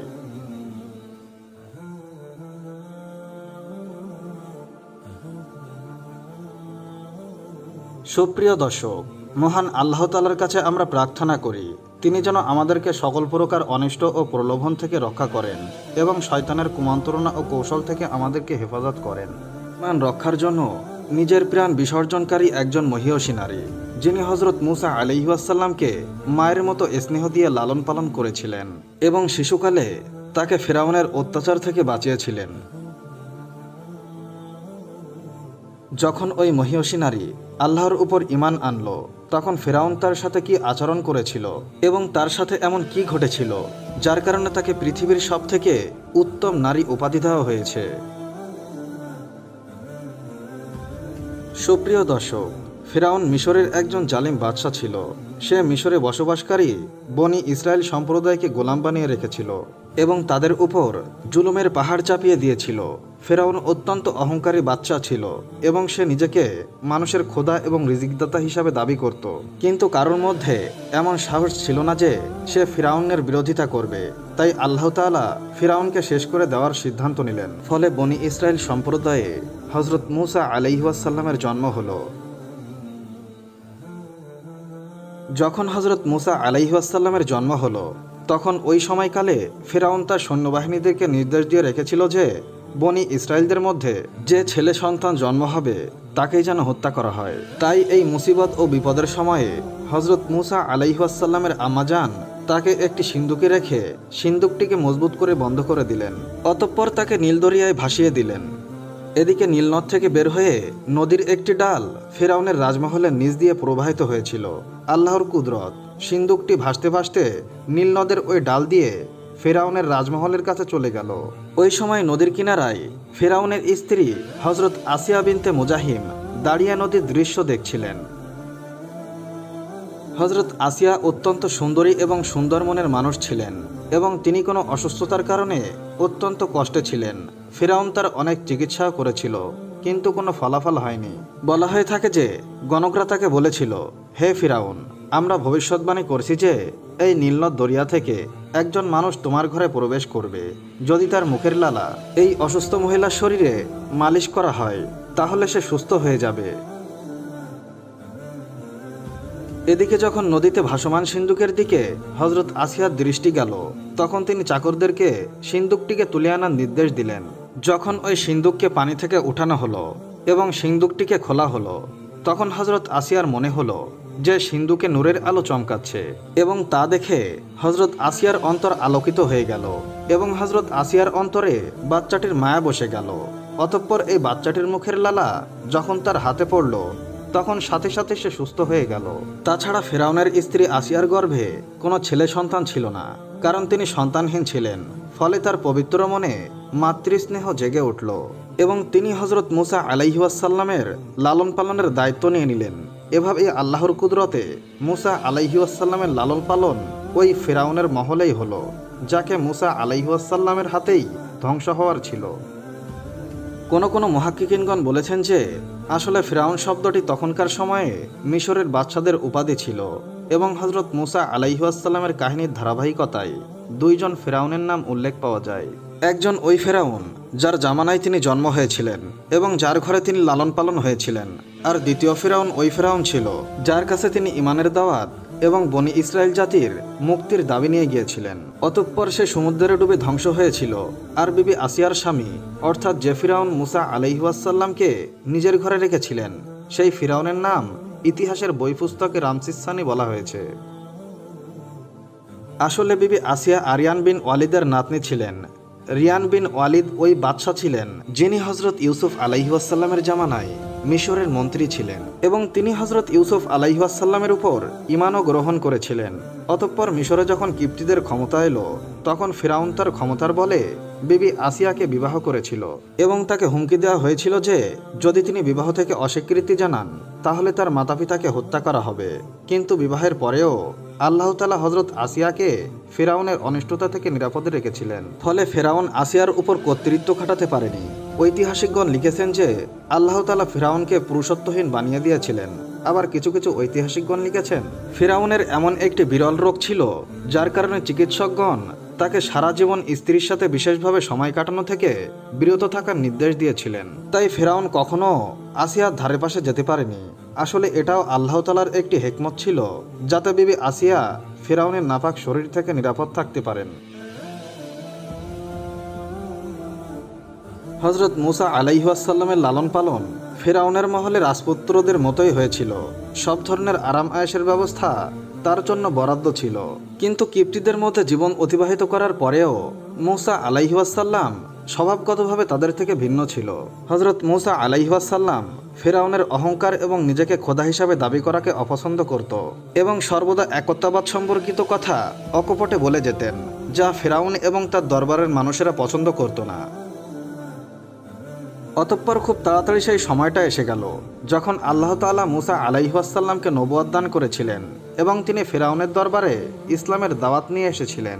ওই সময় ফিরাউনের চাহিদার কারণে জাদুকর এবং মুসা আলাইহিস সালামের মধ্যখানে জাদুর প্রতিযোগিতা হয়েছিল, যেখানে হযরত মুসা আলাইহিস সালামের লাঠি বাস্তবিকভাবে সাপে পরিণত হয়েছিল। ফলে জাদুকরদের কাছে সত্য উন্মোচন হয়ে গেল যে মুসা আলাইহিস সালাম আল্লাহর সত্য রাসূল, যিনি আমাদের হেদায়েতের জন্য আল্লাহ তাআলার পক্ষ থেকে এসেছেন। অথচ ফিরাউন তার দাবি এবং অহংকারে অবিচল রয়ে গেল এবং মুসা আলাইহিস সালামের দাওয়াতকে অস্বীকার করে দিল। সুপ্রিয় দর্শক, এই দরবারে বিবি আসিয়াও বিদ্যমান ছিলেন। তিনি যখন এই দৃশ্য দেখলেন তখন তার অন্তরে ঈমানের প্রদীপ জ্বলে গেল এবং তিনি মুসা আলাইহিস সালামের উপর ঈমান নিয়ে আসলেন। বিবি আসিয়া মিশরে ফিরাউনের স্ত্রী এবং রানী ছিলেন। তার কাছে বিপুল পরিমাণ ধন সম্পদ বিদ্যমান ছিল, কিন্তু তার কাছে আমিত্ব বা অহংকার ছিল না। বরং তিনি সবসময় গরিব এবং নিঃস্ব মানুষদের সহানুভূতির জন্য আগ্রহী থাকতেন। তিনি মন খুলে তাদের জন্য দান খয়রাত করতেন, আর এজন্য তাকে উম্মুল মাসাকিন বা মিসকিনদের মা বলা হতো। যেহেতু বিবি আসিয়া তার স্বামী রামসেসের জুলুম অত্যাচারের ব্যাপারে ভালো করেই জানতেন, তাই তিনি তার ঈমান প্রকাশ করেননি। তিনি চুপি চুপি এক আল্লাহর ইবাদত বান্দেগী করতেন এবং আল্লাহর কাছে এই দোয়া করতেন যে, হে আল্লাহ, আমাকে ফিরাউন এবং তার কাজকর্ম থেকে মুক্তিদান করুন। আমি তার কুফরি কাজকর্মের প্রতি অসন্তুষ্ট। হযরত আসিয়া গোপনে মুসা আলাইহিস সালামের প্রভুর ইবাদত করতেন এবং দোয়া ও ইস্তেগফারে মশগুল থাকতেন। এভাবে চলতে চলতে একদিন ফিরাউন বিবি আসিয়ার ঈমানের সম্পর্কে জেনে যায়। ফিরাউন একদিন তার রাজমহলের মানুষদেরকে বলল, তোমরা কি আমার স্ত্রীর ব্যাপারে কিছু জানো, বা আমার স্ত্রীর ব্যাপারে তোমরা কি জানো? সবাই মিলে আসিয়ার অত্যন্ত প্রশংসা করলো এবং তার ভালো ভালো দিকগুলো বর্ণনা করলো। তখন ফিরাউন বলল, তোমাদের কি জানা নেই যে সে আমাকে ছাড়া অন্য খোদার উপাসনা করে? অতঃপর ফিরাউন হযরত আসিয়াকে দরবারে উপস্থিত হওয়ার আহ্বান করলো এবং তাকে জিজ্ঞাসা করলো যে তুমি কাকে তোমার উপাস্য হিসাবে মানো? তখন হযরত আসিয়া জজবার সাথে জবাব দিলেন, আমি মুসা আলাইহিস সালামের রবের উপর ঈমান রাখি, যিনি আমার, তোমার এবং সবার উপাস্য। ফিরাউন এই জবাব শুনে রাগান্বিত হয়ে গেল। অতঃপর খুব তাড়াতাড়ি পুরো শহরে এই কথা প্রসিদ্ধ হয়ে গেল যে ফিরাউনের স্ত্রী আসিয়া ফিরাউনের ধর্ম বাদ দিয়ে মুসা আলাইহিস সালামের ধর্ম গ্রহণ করেছেন। তাই সর্বপ্রথম ফিরাউন বিবি আসিয়াকে বুঝিয়ে সুঝিয়ে এবং ভয়ভীতি দেখিয়ে মুসা আলাইহিস সালামের ধর্ম বাদ দেওয়ার জন্য বলল। কিন্তু যখন সে বিবি আসিয়ার পাহাড়ের মতো মজবুত ঈমান দেখল, তখন সে বিবি আসিয়াকে নির্যাতন করার সিদ্ধান্ত নিল। ফিরাউন তার বাহিনীকে নির্দেশ দিল যে বিবি আসিয়াকে উত্তপ্ত মরুভূমিতে বালির উপরে শুইয়ে দেওয়া হোক। তাই নির্দেশ মোতাবেক উত্তপ্ত গরমের মধ্যে মরুভূমির বালিতে ছেড়ে দেওয়া হলো। ফিরাউন ওই জায়গায় যাওয়া আসা করত এবং বলতো, এখনো সময় আছে, তুই আমার ধর্মে ফিরে আয়। যদি তুই আমার কথা মেনে নিস তাহলে রাজমহলের সুখময় জীবন অপেক্ষা করছে। কিন্তু হযরত আসিয়ার উপর এসব কথা কোনো প্রভাব ফেলতে পারেনি, কেননা তার জান্নাতের ওই সুখ স্বাচ্ছন্দ্যের জীবনের উপর গভীর বিশ্বাস ছিল, যা আল্লাহ তাআলা তাকে দান করার প্রতিশ্রুতি দিয়েছিলেন। যখন ফিরাউন হযরত আসিয়ার অনর অবিচল সিদ্ধান্ত দেখল, তখন সে তাকে শহীদ করার সিদ্ধান্ত নিয়ে নিল। সে তার বাহিনীকে হুকুম দিল যে যেখান থেকেই হোক বড় বড় পাথর নিয়ে আসো এবং তার উপর রেখে দাও। অতঃপর বাহিনীরা যখন পাথর নিয়ে আসে এবং বিবি আসিয়াকে শুইয়ে দেওয়া হয়, তখন তিনি আকাশের দিকে তাকালেন। তখন মহান আল্লাহ তাআলা তার জন্য গোটা আকাশের পর্দা তুলে দিয়েছিলেন এবং জান্নাতকে এবং সেখানে তার জন্য যে প্রাসাদ বানানো হয়েছে সেগুলোকে বিবি আসিয়ার চোখের সামনে তুলে ধরা হলো। অতঃপর বাহিনীরা ওই পাথরকে তার উপর ফেলে দেয়, ফলে তিনি শাহাদাত বরণ করেন। সুপ্রিয় দর্শক, বিবি আসিয়ার ফজিলত সম্পর্কে অনেক হাদিস পাওয়া যায়। একটি হাদিসে রাসূল সাল্লাল্লাহু আলাইহি ওয়াসাল্লাম ইরশাদ করেছেন, অনেক পুরুষ মানুষ কামালাতের দরজায় পৌঁছাতে পেরেছে, কিন্তু মহিলাদের মধ্যে ফেরাউনের স্ত্রী আসিয়া এবং ঈসা আলাইহি ওয়াসাল্লামের আম্মাজান মারিয়াম ব্যতীত কোনো নারী কামালাতের দরজায় পৌঁছাতে পারেনি। এভাবে আরেকটি হাদিসে পাওয়া যায় যে রাসূল সাল্লাল্লাহু আলাইহি ওয়াসাল্লাম ইরশাদ করেছেন, জান্নাতের নারীদের মধ্যে সর্বশ্রেষ্ঠ নারী হবে খাদিজা বিনতে খুয়াইলিদ রাদিয়াল্লাহু তাআলা আনহা, ফাতেমা বিনতে মুহাম্মদ সাল্লাল্লাহু আলাইহি ওয়াসাল্লাম, ফিরাউনের স্ত্রী আসিয়া এবং ঈসা আলাইহি ওয়াসাল্লামের আম্মাজান মারিয়াম বিনতে ইমরান আলাইহি ওয়াসাল্লাম।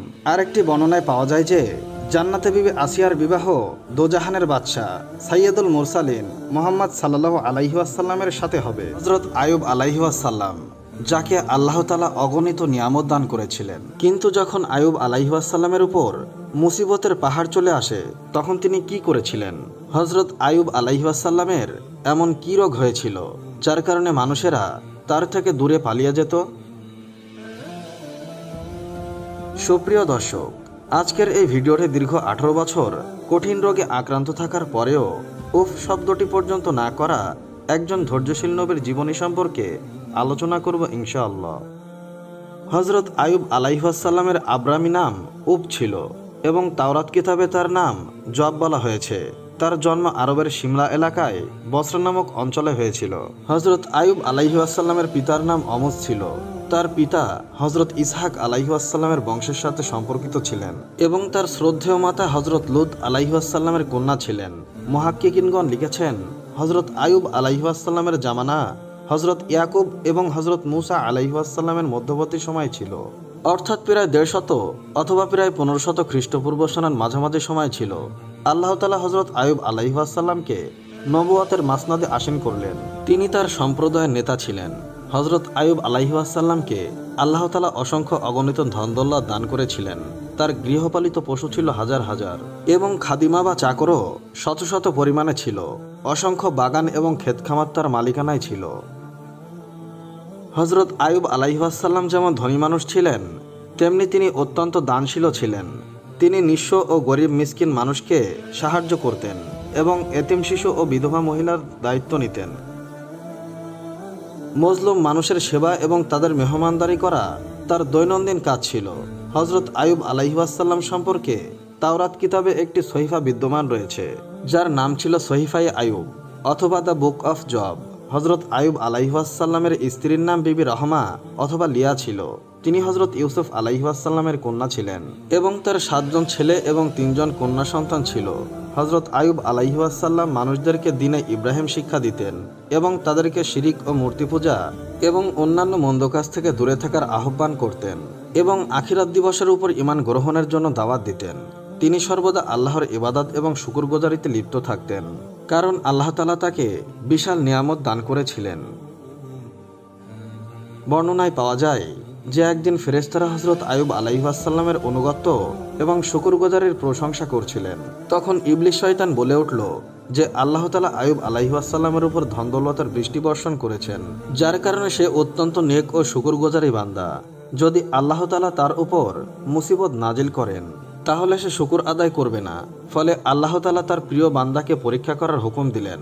অতঃপর কিছুদিনের মধ্যে হযরত আইয়ুব আলাইহিস সালামের উপর মুসিবতের বিশাল পাহাড় ধসে পড়ে। তার বিশাল গুদামে হঠাৎ করে আগুন লেগে যায়, ফলে তার সমস্ত মালসামানা জ্বলে পড়ে ছাই হয়ে যায়। হযরত আইয়ুব আলাইহিস সালাম এসব সবর করে নিলেন এবং আল্লাহর সিদ্ধান্তে সন্তুষ্টি থাকলেন। অতঃপর কিছুদিন যাওয়ার পর ডাকাতের দলেরা তার চাকর বাকরকে মেরে তার সমস্ত জানোয়ার লুট করে নিয়ে যায়। ফলে আইয়ুব আলাইহিস সালামের সমস্ত জমাপুঞ্জি শেষ হয়ে যায়, কিন্তু তারপরও তিনি সবকিছু ধৈর্য ধারণ করে নিলেন। আল্লাহর প্রতি কোনো রকম অভিযোগ তিনি করেননি। অতঃপর একদিন তার সমস্ত সন্তানাদিরা এক জায়গায় বসে খাবার খাচ্ছিল। তখন হঠাৎ করে ঘরের ছাদ ভেঙে পড়ে গেল এবং সবাই সেখানে মৃত্যুবরণ করলো। ফলে আইয়ুব আলাইহিসসালামের কাছে এখন না ধন সম্পদ ছিল, না জন্তু জানোয়ার এবং না ঘরবাড়ি কিংবা সন্তানাদি। ভালো থাকার জন্য কোনো কিছুই তার কাছে অবশিষ্ট ছিল না। ধারাবাহিকভাবে এরকম দুর্ঘটনা ঘটার কারণে সমস্ত মানুষেরা অবাক হয়ে গেল, কিন্তু হযরত আইয়ুব আলাইহিসসালামের চেহারার মধ্যে কোনো ধরনের চিন্তার ভাঁজ পড়েনি। হযরত আইয়ুব আলাইহিসসালামের ঘরের বাইরে পাড়া প্রতিবেশী সমস্ত মানুষেরা মিলে একত্রিত হলো এবং সবাই হযরত আইয়ুব আলাইহিসসালামের এই অবস্থার জন্য বিলাপ করে কান্নাকাটি শুরু করলো। তখন হযরত আইয়ুব আলাইহিসসালাম বললেন যে আমি আমার মায়ের পেট থেকে নিঃস্ব অবস্থায় এসেছিলাম এবং নিঃস্ব অবস্থায় এই দুনিয়া থেকে যেতে হবে। হে আল্লাহ, আপনি আমাকে এই সবকিছু দিয়েছিলেন এবং আপনি আপনার আমানত ফিরিয়ে নিয়েছেন। হযরত আইয়ুব আলাইহিসসালামের সবকিছু শেষ হয়ে গিয়েছিল, কিন্তু তারপরেও তার জন্য বিশাল এক পরীক্ষা অবশিষ্ট ছিল। কিছুদিন পর হযরত আইয়ুব আলাইহিসসালাম তার শরীরে একটি ফোঁড়ার মতো দেখলেন। ধীরে ধীরে এই ফোঁড়া বিশাল আকার ধারণ করলো। তার পায়ের নলা থেকে শুরু করে তার মাথা পর্যন্ত সমস্ত শরীরে বড় বড় ফোঁড়া বের হতে শুরু করলো এবং সেগুলোর ব্যথায় তিনি অস্থির হয়ে গেলেন। তিনি ছায়ের উপর বসে থাকতেন এবং শরীরেও ছাই ঢেলে দিতেন। এই কঠিন রোগ ও ফোঁড়া দেখে সমস্ত পাড়া প্রতিবেশী এবং আত্মীয় স্বজন তার থেকে সম্পর্ক বিচ্ছিন্ন করে ফেলল। মানুষেরা তার থেকে আলাদা হয়ে গেল এবং তার কাছে আসা যাওয়া বন্ধ করে দিল। এই মুশকিল সময়ে শুধুমাত্র তার স্ত্রী তার সাথে ছিলেন। তার প্রিয়তমা স্ত্রী অসুস্থ স্বামীর সেবা যত্নে কোনো ধরনের কমতি রাখেনি। তিনি মানুষের বাড়ি বাড়ি কাজ করে ভরণ পোষণের ব্যবস্থা করতেন এবং হযরত আইয়ুব আলাইহিসসালামের খেদমত করতেন। এদিকে হযরত আইয়ুব আলাইহিসসালামের অসুস্থতা দিন দিন বেড়েই যাচ্ছিল। একদিন শয়তান চিকিৎসকের রূপ নিয়ে হযরত আইয়ুব আলাইহিসসালামের স্ত্রীর সাথে সাক্ষাৎ করল। তিনি শয়তানকে চিকিৎসক মনে করে চিকিৎসা করার জন্য অনুরোধ করলেন। তখন শয়তান বলল, আমি তার চিকিৎসা করে দেব, কিন্তু এই শর্তে চিকিৎসা করব যে যদি সে সুস্থ হয়ে যায় তাহলে তাকে বলতে হবে যে আমি তাকে সুস্থতা দিয়েছি। যদি সে এটা বলে তাহলে আমি আর কোনো বিনিময় চাই না। হযরত আইয়ুব আলাইহিসসালামের স্ত্রী স্বামীকে ওই চিকিৎসকের ব্যাপারে বললেন। তখন আইয়ুব আলাইহিসসালাম বললেন যে সে তো শয়তান ছিল। আমি ওয়াদা করছি যদি আল্লাহ তাআলা আমাকে শিফা দান করেন তাহলে আমি তোমাকে 100 আঘাত করব, কেননা তুমি শয়তানের কথায় পড়ে গিয়েছিলে। হযরত আইয়ুব আলাইহিসসালাম অনেক কষ্ট পেলেন, এটা ভেবে যে আমার অসুস্থতার কারণে এমন অবস্থা হয়েছে যে শয়তানও আমার স্ত্রীকে গোমরাহ করার দুঃসাহস দেখায়।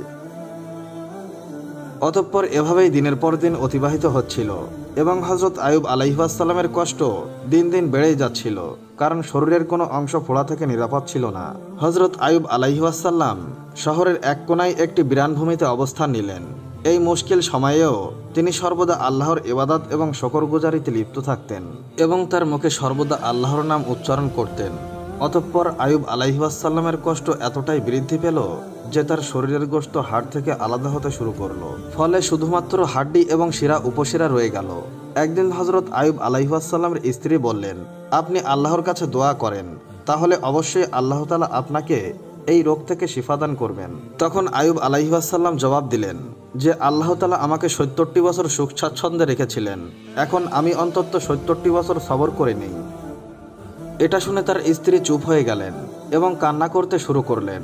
একদিনের ঘটনা যে হযরত আইয়ুব আলাইহিসসালামের ভাই তার সঙ্গে সাক্ষাৎ করতে আসলো এবং দূরে দাঁড়িয়ে বলল যে যদি তোমার ভিতরে কোনো কল্যাণ থাকতো তাহলে এভাবে রোগে আক্রান্ত হতে না। এই কথা শুনে হযরত আইয়ুব আলাইহিসসালাম চিন্তায় পড়ে গেলেন। বর্ণনা অনুযায়ী হযরত আইয়ুব আলাইহিসসালামের অসুস্থতা 18 বছর অতিবাহিত করেছিলেন। কোনো বর্ণনায় 3 বছর, আবার কোনো বর্ণনায় 7 বছরও পাওয়া যায়। কিন্তু এত বছর অসুস্থতা ও কষ্টে থাকার পরেও হযরত আইয়ুব আলাইহিসসালাম বরাবর সবর করে যাচ্ছিলেন। অতঃপর তিনি আল্লাহর নির্দেশে এই দোয়া করেছিলেন যে হে আল্লাহ, নিঃসন্দেহে আমি কষ্টে আছি, কিন্তু আপনি তো সমস্ত দয়াশীলদের থেকেও বেশি দয়াশীল। অতঃপর হযরত আইয়ুব আলাইহিসসালামের এই দোয়া আল্লাহর দরবারে কবুল হয়ে গেল। ফলে তিনি পরীক্ষায় উত্তীর্ণ হয়ে গেলেন। হযরত আইয়ুব আলাইহিসসালাম তার পা জমিনের মধ্যে রাখলেন, ফলে সেখান থেকে ঠান্ডা পানির ঝর্ণা প্রবাহিত হয়ে গেল। অতঃপর তিনি তার দুর্বল শরীর নিয়ে এই পানির মধ্যে নেমে গেলেন। যখনই শরীরের মধ্যে পানি লাগলো তখনই তার শরীর সতেজতা ফিরে পেল। হযরত আইয়ুব আলাইহিসসালাম দীর্ঘ সময় ধরে গোসল করেছিলেন। এক পর্যায়ে তিনি পরিপূর্ণভাবে সুস্থ হয়ে আবারও আগের মতো হয়ে গেলেন। অতঃপর হযরত আইয়ুব আলাইহিসসালামের জন্য আল্লাহ তাআলা জান্নাত থেকে কাপড় পাঠালেন, ফলে তিনি তা পরিধান করে এক জায়গায় গিয়ে বসে গেলেন। কিন্তু এই সময় সেখানে তার স্ত্রী সেখানে উপস্থিত ছিলেন না। যখন তার স্ত্রী সেখানে ফিরে আসলো, তখন তিনি তাকে চিনতে পারলেন না। তিনি তাকে জিজ্ঞাসা করলেন, হে আল্লাহর বান্দা, এখানে একজন অসুস্থ মানুষ শুয়ে থাকতেন, তিনি কোথায় গেলেন? হযরত আইয়ুব আলাইহিসসালাম বললেন, আমি তো সেই আইয়ুব। তখন স্ত্রী আবারও বললেন, হে আল্লাহর বান্দা, আপনি আমার সাথে মজা করছেন। হযরত আইয়ুব আলাইহিসসালাম আবারও বললেন, না, সত্যি সত্যি আমি আইয়ুব। আল্লাহ তাআলা আমাকে আমার শরীর ফিরিয়ে দিয়েছেন। অতঃপর আল্লাহ তাআলার কুদরতে হযরত আইয়ুব আলাইহিসসালাম এবং তার স্ত্রী পুনরায় যৌবন বয়সে উপনীত হলেন। অতঃপর আইয়ুব আলাইহিসসালাম তার এলাকায় ফিরে গেলেন। অতঃপর আল্লাহ তাআলা হযরত আইয়ুব আলাইহিসসালামকে ধন দৌলত, জন্তু জানোয়ার এবং সন্তানাদি আগের চেয়েও অনেক বেশি পরিমাণে দান করলেন। বর্ণনায় পাওয়া যায় যে হযরত আইয়ুব আলাইহিসসালামের দুইটি বিশাল ক্ষেত ছিল। আল্লাহ তাআলা দুটি ক্ষেত্রের উপর দুটি বাদল পাঠিয়ে দিলেন। একটি বাদল একটি ক্ষেত্রের মধ্যে স্বর্ণের বৃষ্টি বর্ষণ করে, আর আরেকটি বাদল অপর ক্ষেতের মধ্যে রূপার বৃষ্টি বর্ষণ করে। অতঃপর হযরত আইয়ুব আলাইহিসসালাম 4 পুরুষ পর্যন্ত তার বংশধারা দেখেছিলেন এবং পরবর্তীতে 40 বছর বয়সে তার ইন্তেকাল হয়েছিল।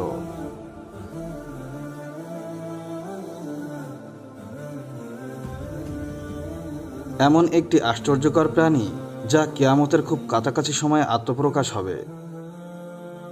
এই প্রাণীটি জমিনের ভিতরে কিভাবে দৌড়াবে? সে এই পৃথিবীতে কিরকমভাবে ধ্বংসলীলা চালাবে? মুমিন এবং কাফেরদের মধ্যে এই প্রাণীটি কেমনভাবে পার্থক্য তৈরি করবে? সুপ্রিয় দর্শক, এই পৃথিবী যেভাবে তার যাত্রা শুরু করেছিল, ঠিক সেভাবেই একদিন তার শেষ দিন চলে আসবে। পবিত্র কুরআনে এবং হাদিসে সেটিকে কিয়ামত নাম দেওয়া হয়েছে, যা বাস্তবায়িত হওয়া শতভাগ নিশ্চিত বিষয় এবং তাতে কোনো ধরনের সন্দেহই নেই। সুপ্রিয় দর্শক, কিয়ামতের নিকটবর্তী সময় বাস্তবায়িত হবে বলে যেসব ঘটনা বা আলামত পবিত্র কোরআন এবং হাদিসের মাধ্যমে পাওয়া যায়, সেগুলোকে দুই ভাগে বিভক্ত করা হয়েছে। একটি বড় আলামত আর দ্বিতীয়টি ছোট আলামত। এগুলোর মধ্য থেকে ছোট আলামত এমন যে এগুলো কিয়ামতের বহু আগেই বাস্তবায়িত হবে।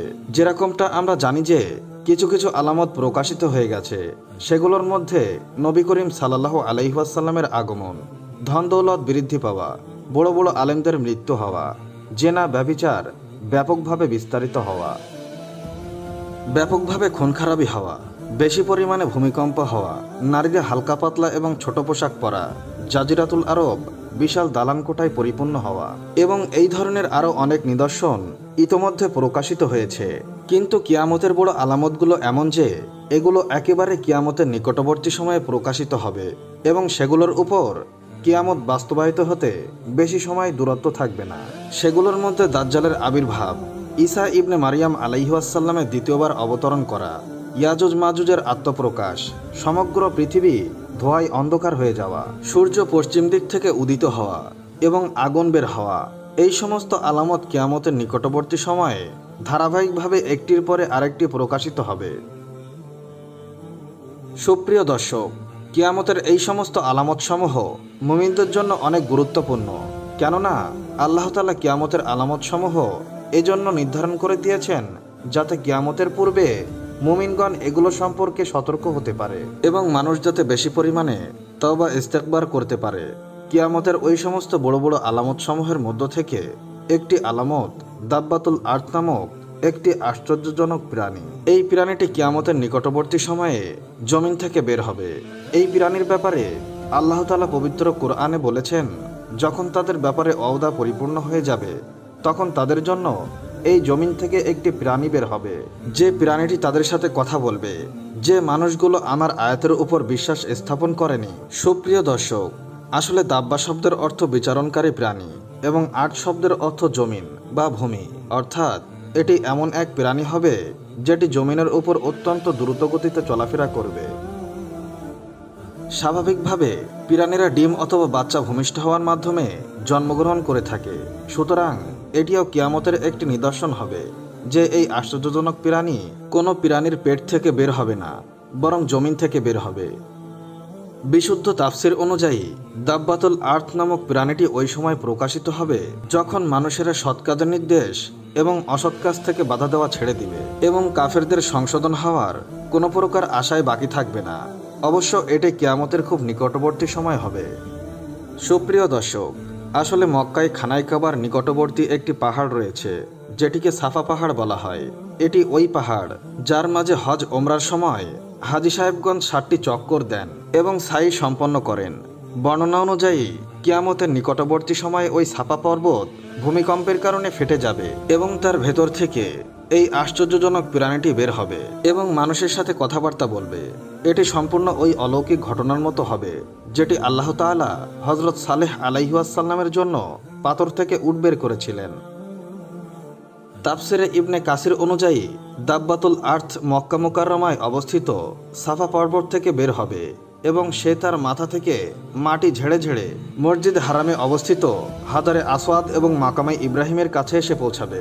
মুমিনেরা তাকে দেখে পলায়ন করতে শুরু করবে, কিন্তু মুমিনদের একটি দল সেখানে দাঁড়িয়ে থাকবে। ফলে দাব্বাতুল আর্থ তাদের চেহারাকে তারকার মতো উজ্জ্বল করে দেবে। তারপর সে অন্যদিকে বের হবে। দাব্বাতুল আর্থ মক্কা থেকে বের হয়ে পূর্ব দিকে চলতে শুরু করবে এবং পুরো দুনিয়া প্রদক্ষিণ করে শাম দেশে এসে পৌঁছাবে।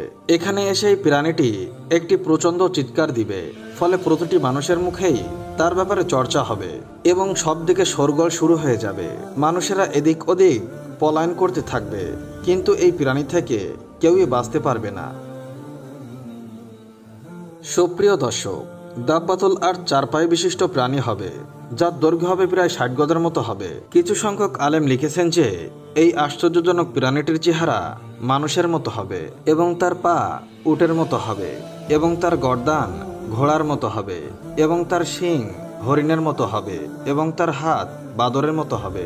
দাব্বাতুল আর্থ মানুষের সাথে কথা বলবে এবং মানুষকে কিয়ামতের বিষয়ে সংবাদ দিবে। এই দাব্বাতুল আর্থ মুমিনদের চেহারায় একটি নুরানি চিহ্ন লাগিয়ে দিবে, যার কারণে মুমিনদের চেহারা উজ্জ্বল হয়ে যাবে এবং কাফেরদের চোখের মধ্যে একটি মোহর লাগিয়ে দিবে, যার কারণে তাদের চেহারা সম্পূর্ণ কালো হয়ে যাবে। যেরকমটা আল্লাহ তাআলা পবিত্র কোরআনে বলেছেন, হে অপরাধীরা, আজকের দিন তোমরা মুমিনদের থেকে আলাদা হয়ে যাও। তাই ওই সময় মুসলিম এবং কাফেরদের মধ্যকার পার্থক্য পরিষ্কার হয়ে যাবে এবং পূর্ণভাবে পার্থক্য হিসাব নিকাশের পরে হবে। আসলে এর মধ্যে হিকমত হলো কিয়ামতের অস্বীকারীদের মূর্খতা এবং অজ্ঞতা ওই সময় প্রকাশ হয়ে যাবে।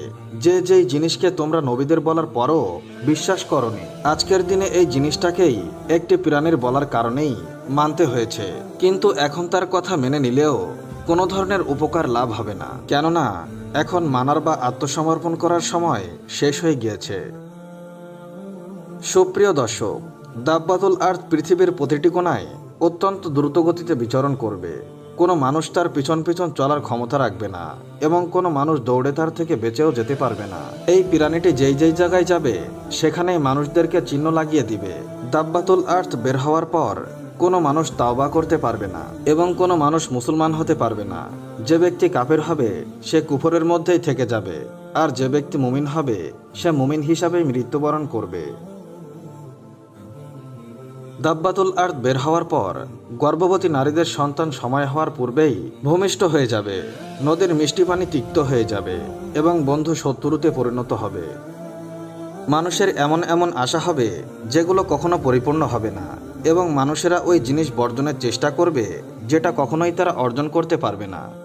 সুপ্রিয় দর্শক, বর্তমান আধুনিক যুগের কিছু গবেষকদের মতে দাব্বাতুল আর্থ আসলেই কোনো প্রাণী নয়, বরং আধুনিক বিজ্ঞান দ্বারা তৈরি নতুন কোনো মেশিন হবে, যাকে বর্তমানে আর্টিফিশিয়াল ইন্টেলিজেন্ট নাম দেওয়া হয়েছে। কেননা এআই দ্বারা নির্মিত যানবাহনগুলোর মধ্যে এতটাই শক্তি হতে পারে যে সামান্য সময়ের মধ্যেই সে পুরো পৃথিবী ঘুরে আসতে পারবে। কিন্তু এই মতবাদটি নিতান্তই বাতিল এবং সম্পূর্ণ বানোয়াট বিষয়, কোনোভাবেই গ্রহণ করা যায় না, বরং তাকে সর্বোচ্চ একটি বানানো মতবাদ হিসাবেই পেশ করা যায়। সুপ্রিয় দর্শক, দাব্বাতুল আর্থ কোনো আর্টিফিশিয়াল ইন্টেলিজেন্ট হোক অথবা কোনো প্রাণী হোক, এটি আল্লাহ তাআলার নিদর্শনগুলোর মধ্য থেকে একটি নিদর্শন হবে, যার বের হওয়ার পর মুমিন এবং কাফেরদের মধ্যে পার্থক্য পরিষ্কার হয়ে যাবে এবং কিয়ামত বাস্তবায়িত হওয়ার অগ্রিম সংবাদ দিয়ে দিবে।